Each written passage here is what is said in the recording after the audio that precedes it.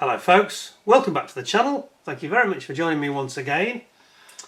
You are always most welcome. Well, today something really exciting and different.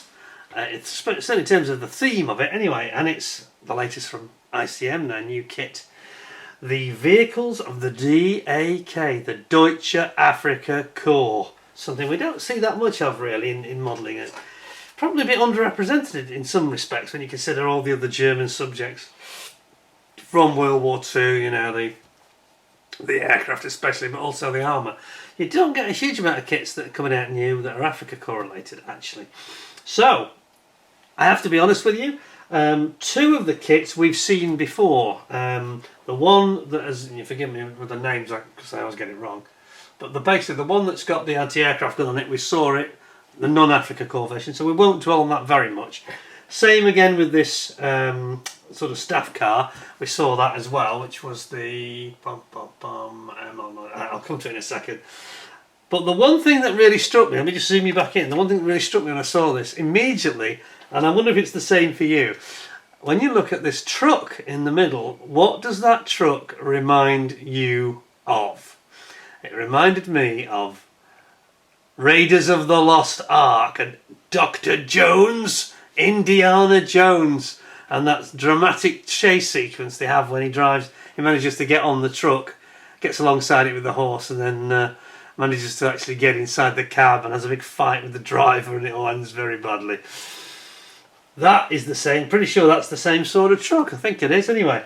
A Mercedes Daimler-Benz truck. So we'll get into the details anyway, without further ado. So I say, we're probably going to concentrate more on the truck than we are on the sort of two staff car type things, even though it's got the anti-aircraft gun, because we have seen that before, and I'll put your links in over there to that for the pair of them. So this is a classic example of where ICM are being clever, genuinely, by mixing interesting subjects together, giving them a different scheme, and giving you great diorama potential, it has to be said. So they call it a DS, a Diorama Set, and by that they don't mean it is a diorama, they mean it's for a diorama.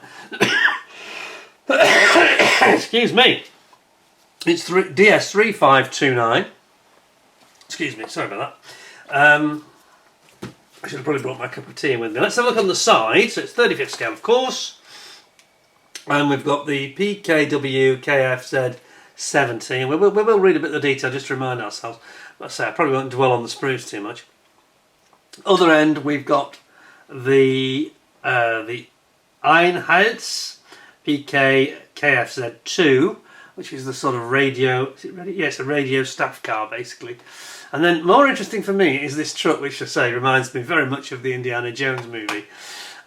Pretty sure that's the same type that they had there, though theirs I think had a covering over the top, tarpaulin top, didn't it, with hoops over it. Well, why don't we have a look at it? Let's read you what it says first of all. I'll zoom you back, and we'll get into this and have a little bit of an Indiana Jones. You can do an Indiana Jones diorama with these, couldn't you? Yeah? There you go. All you need is an Indiana Jones figure, really. At the wheel of the truck, perhaps, or on the bonnet. It says, 3 models of motor vehicles used by Wehrmacht's Afrika Korps, Deutsche Afrika Korps, or DAK. The set includes the L3000S truck, the KFZ 70 infantry carrier with Zwilling socket 36 mount anti-aircraft gun. Okay. And it goes on to say, and the KFZ2 radio vehicle, well detailed bodies, cabins and chassis with accurate proportions based on the rear vehicles. Ideal for dioramas depicting combat operations in North Africa from 42 to 43. 1942 to 43. And there's quite a lot of plastic in here, it feels heavy. So there are 241 parts for the truck. Then there is, sorry, that's for the one that's got the anti-aircraft gun. Then there are 168 parts for the truck, and finally 208 parts for. So there's actually more parts for the two staff cars, I suppose, because of all the interior, isn't it? So there we go. So let's, without further ado, let's have a look at this. I'm looking forward to this because ICM also do a really good Deutsche Afrika Korps paint set, and I've got a feeling this might have been delayed, this kit, because that paint set came out many moons ago. I think it came out about November, maybe around Christmas time. and it seemed a bit strange because it didn't seem to have anything to go with it. Now it has. And I think I gave that to Stuart Neal for a Christmas present. Well, I did get a bottle of wine in return, so it was a fair exchange, I can tell you. But I've got to kind of gave it to him, so maybe he'll be wanting this now to go with it. Deals can be done, you know. Let's have a look what we got though. I do like the truck though, you know. So we've got a great big box within the box, and we're going to have lots of bags. So we've got 3 bags. Yes, 3 bags. Oh, there's an extra set as well. What's that for? Oh, that's the one that's got the anti-aircraft guns down it. So that's obviously like a supplement to an existing kit. So I don't think any of them are new tool as such, but I could be wrong. Where's that just gone? Floated off. Could be wrong. Now there's no Africa core markings on, which is kind of disappointing. I know they've done it on another kit that they've released recently. And it's mainly just which one is that for though? Hang on a minute, I might be in trouble. Or is it for all of them? KF said 2. KF said that's that one. Keep it with the right one. Wait a second. Oh look, right, okay. Let's just get straight into this. I think we need to talk about this before we get going. I was having a moan because I looked at the box art, everything on the box about the Africa core, and there's no Africa core markings anywhere, as you can see. So this is the KF 2, which is this anti-aircraft. Sorry, this is the radio car. So yeah, good decals, but disappointing. But also sneaking out of this pack, what have we here? Something a bit naughty. Oopsie poopsie. Oh, what have we got here? You know what I'm talking about. We've got some forbidden fruit here. See that? Now that is exactly, again, the way it's constructed and the way it's been created is frankly very, can we get some focus, it might help. Can we? Thank you. It's very clever the way they've created it, to give you the true Africa core markings. Something that I get so tired of this now, and the manufacturers doing this. ICM are doing it cleverly. If you look at any one of those decals, there's nothing offensive and nothing, you know, immoral about them. If you are that type of person, be careful who I offend now. Here we go. We're ready for this. If you are that type of person who must have the genuine article, then you can create your offensive. You can do anything offensive, can't you, if you want, in the privacy of your own home. But joking apart, you can create that effect, and there's enough markings there for all the vehicles. So hats off to ICM for doing that, because it's perfectly sensible and professional and reasonable. Now, as I say, I'm certainly not going to dwell on the anti-aircraft car. We will have a look at those anti-aircraft weapons because they look quite interesting. But the rest of it we have seen, you know, ad infinitum. So not going to dwell on that. The radio car is the same story, another one we've seen before. And again, we'll spend a lot of time. Oh, wait a second. Oh, they've actually done one of those controversial decals for every model, which is really good, and that's the way it should be. So there's actually more than you need, frankly. I thought that was for all of them. It would have covered them all. So that's useful, so you can have some spares then for future issues of other kits where they won't give you, you know, Airfix or Rebel or whoever, when they won't give you that, or Qatari. Oops. I've got nothing against Qatari. I love their product, but I think they went a little bit. Oh, I don't know what they were thinking of. I think they made a silly mistake and made themselves look a bit silly when they've done so much brilliant work on that BF109. So much brilliant work, such an excellent kit. And then they have to be a bit childish about it and a bit weak about it at the end, and not do the professional thing, which is what ICM did anyway. So we've got the radio car there. So I'm going to skip through to this very quickly. To the radio part of it, which is the bit that's really the interesting part of the kit. And so I'm going to zoom forward, because I say we've seen it before. And dun, dun, dun, here we go. So you basically, when the basics of the kit are constructed, you then find yourself, whoops, come on Zoom, what are you doing? Let's get the light on as well. Here we go. So you zoom forward and you've got your basic car is assembled. You put your steering wheel and steering rack on, and then you put in all this radio gear, which we haven't seen before. You've got the hood, the folding tarpaulin hood at the back. But look at all the radio equipment, some fairly advanced radio equipment for communicating in the field. So this is the sort of vehicle that maybe Rommel might have ridden around in when he wasn't in his half-track. He would have probably sat in the front with the driver and the radio operator at the back, barking his instructions to the rest of the Africa Corps. So there you go. So that's what it looks like when it's finished. There's too much zoom now. There we go. So that's the finished article, and it looks quite nice. I don't like it so much in the Russian Smolensk. Is that in Russia? Yes. I really do prefer the Africa Corps version in Libya. There you go. 142. The Ramka Brigade. So that is that one. So that's quite impressive. We will have a look at the guns, as I say. I'll start on that. But this is the one I really want to focus on today, which is the truck. Now here we have got. We don't seem to have any Africa Corps markings. Not that you need any more, because you've got zillions of them between those other two. Is that it? Have they not done it? Shake it, shake it. No, really? Sure. No, there's no more.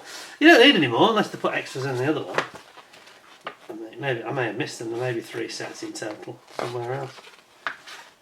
No, anyway, it really doesn't matter. You've got enough to last you almost a lifetime.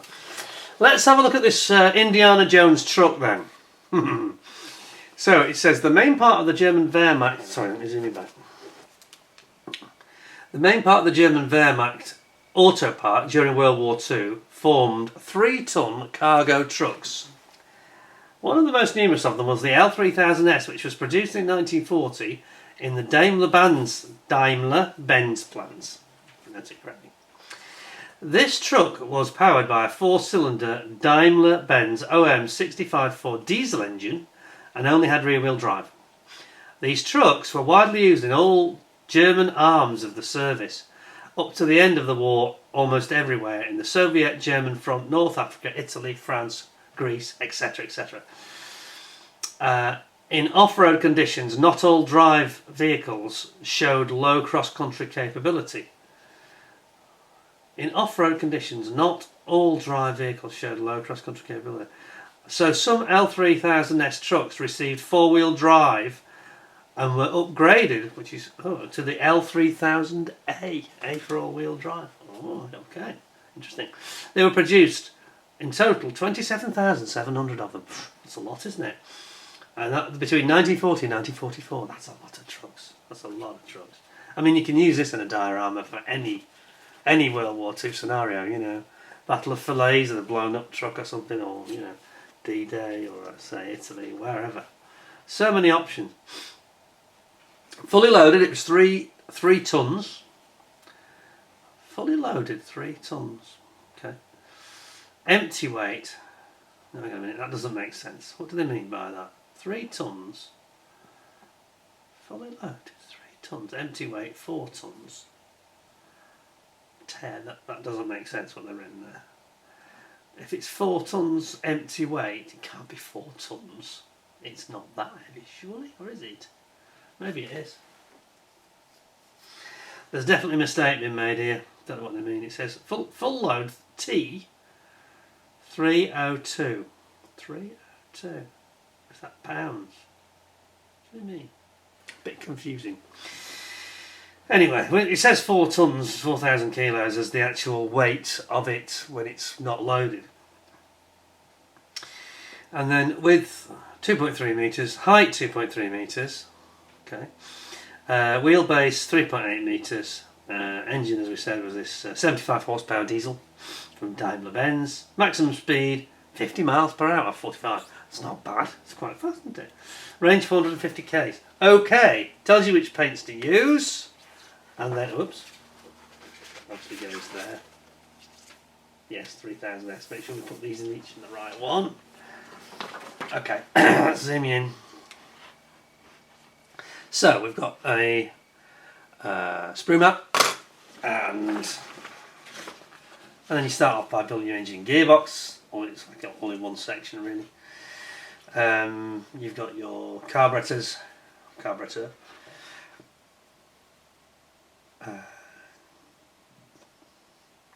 It's quite a big looking engine. The gearbox is even bigger. It's bigger than I expected. And then you're going to build up do the rails to create the ladder frame chassis with you. It's got running boards on there, spring on boards, and it's also got the front and rear. Sorry, the rear I should say. The rear cross member. And we've got the same on the other side. You build those up, building up your exhaust here, a bit too far away. Come on. Building up your exhaust there. So you bring all that together to build your chassis, ladder frame chassis, complete with all your leaf springs, dropping your engine and gearbox, which is a simple affair, wasn't it really? Popping in your exhaust underneath. You got your front wing stroke mudguards here. You got your transaxle differential there. Prop shaft. Big universal joints on it there. Then you've got, now look, this is what I've been talking about recently. Have we got rubber tyres for this? I might be about to eat my words. I think we have. Rubber tyres. Okay, I'm going to eat my words again. Humble pie time. I didn't actually say it though. I was about to say, oh look, they've moulded it all in one piece, but it's because it's rubber. Okay, so forget that. So wheels and tyres going in there. Double wheel assembly at the back on each side. Then we've got to build up our cabin and put in the roof, etc. The back of the bulkhead, the rear window, and the front cabin roof section. So it's got a sunroof. That's probably quite useful in Africa. Won't suit me though. I've got the sun coming through on my bald head. But anyway, you've got your steering wheel coming in, doors going on there, complete with door handles. Putting your cab onto the main chassis.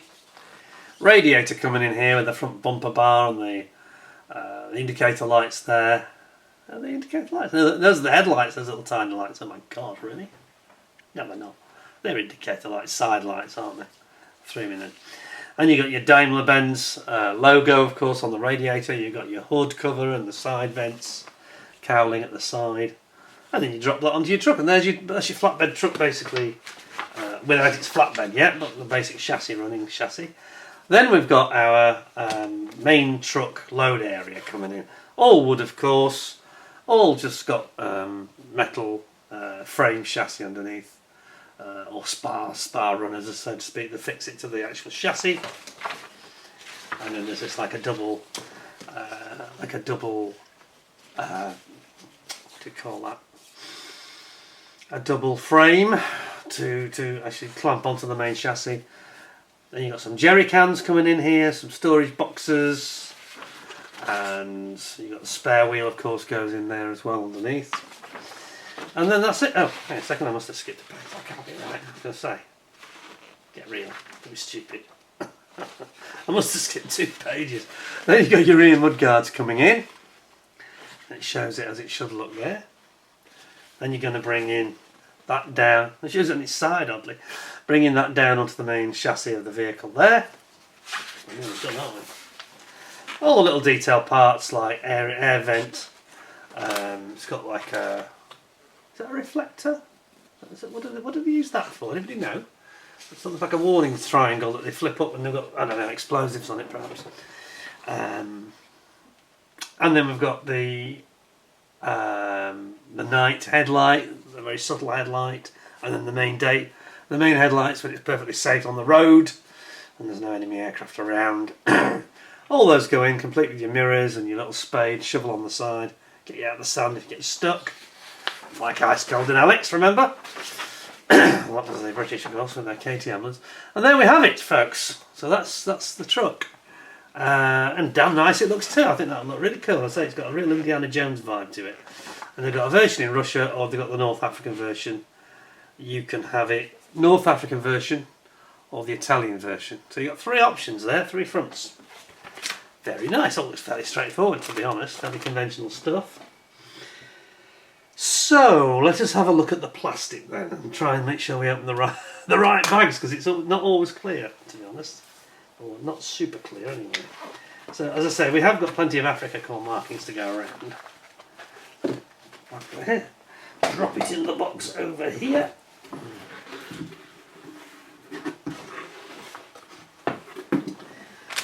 So we've got that one we're going to look at, and this one, that one we're not looking at. It's really that one. So those two we won't be looking at, because we've seen them already in the other guys. Same kit basically in the bag. And we were very impressed with them, I recall. Very impressed indeed. So let's have a look at these are the guns for the Antiaircraft car. I think this merits a little nosy. Yes. I think you'll like these.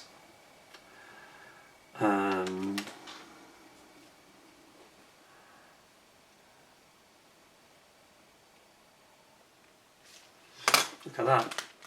Is that MG34? Again, they don't seem to be hollowed out. They're not hollowed out at the muzzles, unfortunately. So not not quite up to some other manufacturers in that one respect.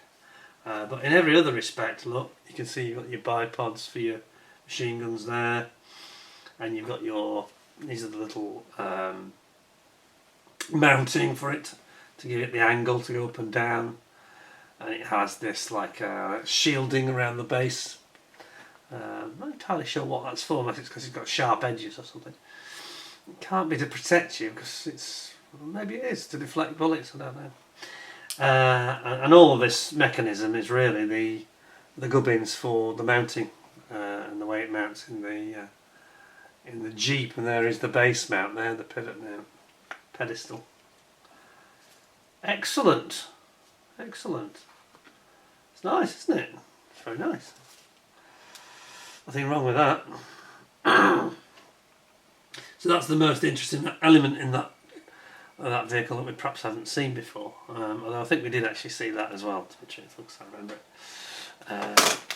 But they've combined this set basically together, haven't they? It's always difficult when you've got stuff like this, because I want to see it and you want to see it. But to plough through, you know, every single vehicle when we've already, some of them we have already seen before, I think it's best to look at the ones we haven't seen. So, on that note, let's get into it. So this is our L3000 truck.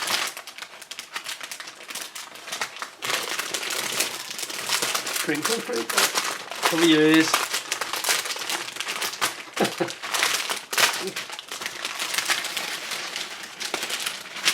There we go. Now then. Okay, so let's look at the tyres first, because I kind of hate them, don't I, when they're in rubber. But that said, we've seen some very, very fine examples recently.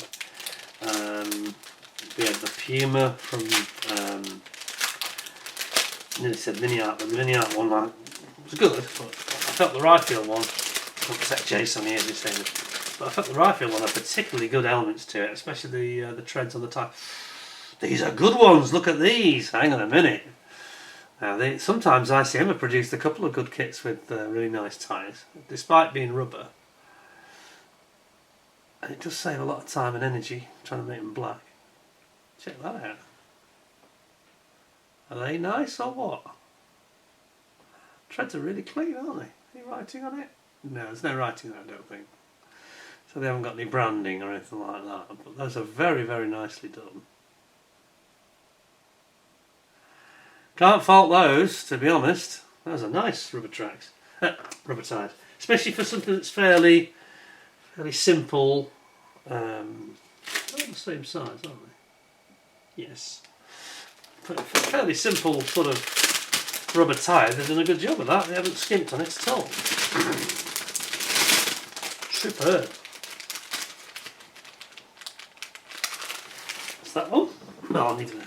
Right. Clear parts, which they're usually very good at, so I'm not expecting any horrors here. I'm always looking for fault now, aren't I? Any negatives, especially with ICM, because they're so good at stuff now.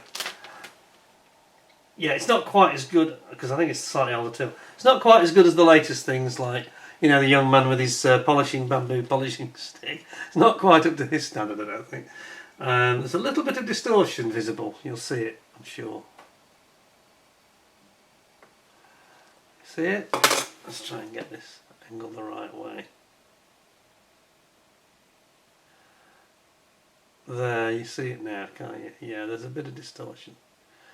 So it's not ICM's finest clear parts. We know that they have the ability now to produce virtually perfect clear parts. AKA, you know, Tamiya or Qatari standard. That's a little bit, yeah, there's a little bit of flare where the sprue gate contact point is having an impact on the way that the appearance, the flow of the material as it goes in. You don't seem to see that anymore. So that's a little bit, I say it's a little bit of an older tool, so they're decent, but they're not quite as spectacular as they are today with the latest toolings. What's the one we had last month? I've forgotten already. That was a beautiful clear parts, and it was another new tool. Alright, so our load flatbed area, let's have a look at that first. Now remember we recently had the Airfix Stalwart, which, yeah, we know it's had a lot of problems. Now I'm not going to comment further on the Stalwart at the moment, because I'm going to tell you now that I'm not going to go into details. I'll tell the full story, the Stalwart Gate story, which I'm hoping is going to have a happy ending. I think it will have a happy ending, but it might be a long story. It might be a while before you hear the rest of it. But anyway, the point is that we had a lot of sink marks, and I think I had one of the worst examples, right up there with the worst. Some people, I saw one chap, one of my buddies actually, Neil, who's got his own YouTube channel, Creative Time Wasting. You should go and check it out. His Stalwart build is beautiful as well, lovely. And he had a really nice example. I'm so cross with him now. God, I hate that guy, and he's one of my buddies. I'm jealous. The green-eyed monster's got the better of me. And his looked well, not perfect, but very close, good enough that I wouldn't have been whinging about it and moaning about it and getting really upset. And he said, having got his, he opened his, because I think he saw mine first, and he was absolutely horrified. And then his arrived like the next morning, and his was almost perfect. And I wish he hadn't told me that. Damn you! Oh, may God forgive him! That's another reason to be cross with him. Damn, I'm so jealous anyway. But his was fine. It just proves the point, though. Quite a lot of those were, you know, they were either very good to absolutely disastrously bad. Mine was the latter. It really was the worst one I've seen, anyway. I dread to think there are worse examples than I had, because that was really disastrous. But I know that, I'll be fair about this, I know those guys are they're going to get on top of it, but I think they feel they've been let down and haven't maybe had not enough control. But I know that Daimler Airfix is doing a lot of work to sort it out, and he's going on holiday now, and I think he needs a holiday, poor guy.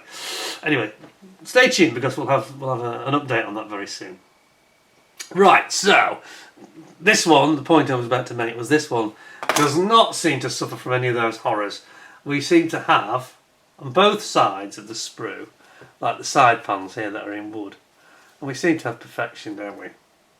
Yeah, don't worry about the bloom effect, that's just the plastic itself. The colouring of the plastic and the way that it's cured, but it's nothing on the surface at all, perfectly smooth. And that is nice. That is flawless, to be honest. Look at it. So, yeah, ICM's process is pretty good. It's pretty good, isn't it? Look at that. Yeah. Yeah, I think that's very nice. This one here. Yeah, look at that. Wood on both sides. Absolutely smashing. A really nice job of it there. Oh, and we've got some, sorry, zoom in a bit more. We've got our jerry cans here. Those are nice. No sink there either. No sinkage. No, can't fault it. So that's a good one. Then we've got all our wheels. Got some nice road wheels here. And your steering wheel there. That's nice. Has it got the knobs on the back? Yes, it has. I like it when they have these knurled knobs on the back of the wheel, if you know what I mean. See what I mean? All the knurling here around the back, you can feel it as well. knobbly back to the wheel for grip. You also got your fan there for your cooling fan. Isn't that nice? And then you got your road wheels, all the bolts on them. Got our shovel to dig you out the sand. We've got our fan belt, drive belt. It's a fan belt thing. Yeah, a bit of fan belt in this case. Against the alternator, etc. Fuel, water pump, alternator, and fan. That'll be driving. That'll be the 3 pulleys. You see, I know my cars. Anyway. So then you've got your main chassis, which has got some smashing detail in it, and it's got the built-in leaf springs, which look really nice. Here at this end you've got your differential that goes to the rear wheels, rear axle I should say. And then there you've got your actual prop shaft here with a universal joint and whoops, what have we got there? Parts of the exhaust, and then you've got the main exhaust from the centre box. Oh, they call it back box, it's kind of in the centre there, isn't it, this time? I presume that was just so it's clear of any, probably in the safest part of the vehicle really. They've done that nicely though, haven't they? And they've got the lights here, the little, again there's no sink here, is there? It's all beautiful. With the little lights. Does it go that way? Or that way? The lights? Oh, they're side lights, aren't they? Yeah, the side lights on the bumper. So they've done that nicely as well. Anything else of note? Oh yes there is, look at this, look at this. Daimler-Benz badge that goes on the actual top of the radiator on the hood. That's nice. They've done that beautifully and it's really well moulded as well. There's no flash on it. See that? Look at that. Yeah, we like that, we like that. Another of the leaf springs over here. Where are we? There. Leaf springs. So that's that sprue. And then, actually not as many sprues as I thought it was going to be. I thought it was going to be a lot more. And then we've got our sort of the running gear, the bottom of the doors, side of the doors and the bottom of the doors there. Sorry, there. And we've got the bonnet, we've got the hood. And then we've got, what's that, inside the door? Inside the door. External of the doors is here. Like that. And then we've got the dashboard over here. And then you've got your, look at this. You've got your radiator, and it even says diesel on it with the Daimler-Benz logo. Wow, so there's no danger of putting petrol in it by mistake, which I think is the point of that. I think it's to remind them not to put petrol in it in error. Over here we've got the fantastic cabin with the windscreen, or the aperture for the windscreen. There's the sunroof they've got, flip open roof. And we've got the side cowlings here, the engine with the vents in it to cool it off. And we've got our engine and gearbox.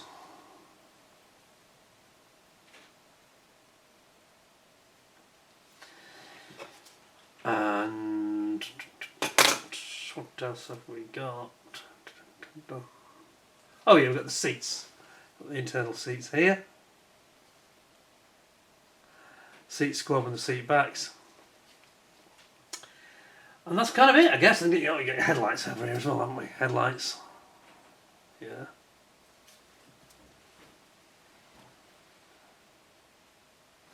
Very nice. Absolutely fantastic. Oh, and we've got some tools over here. We've got a pickaxe, look. Yeah, pickaxe. That's really nice, isn't it? Back of the cabin there with the window in it. And then you got your mudguard stroke wings for the front. And there we have it. That's really nice, but may not be new to, but I think it's fairly new, isn't it? Because it's very, very clean looking. The only thing that gives it away as not being the very latest is that those clear parts, because not quite as good as they are now. They've sort of risen to a new level of ICM, and that's perhaps, I think it's, top of my head, it's probably 3-4 years old, I think, the two, something like that. It's a nice kit there. Now, you know, you want to do a North African diorama, and as I say, you can have Indiana Jones hanging onto the bonnet of that of that truck. You just need an Indiana Jones figure to go with it, really, don't you? The question is where to get one from. I wonder if any of the aftermarket guys do a resin figure. Because that would really work, wouldn't it? You need some soldiers as well.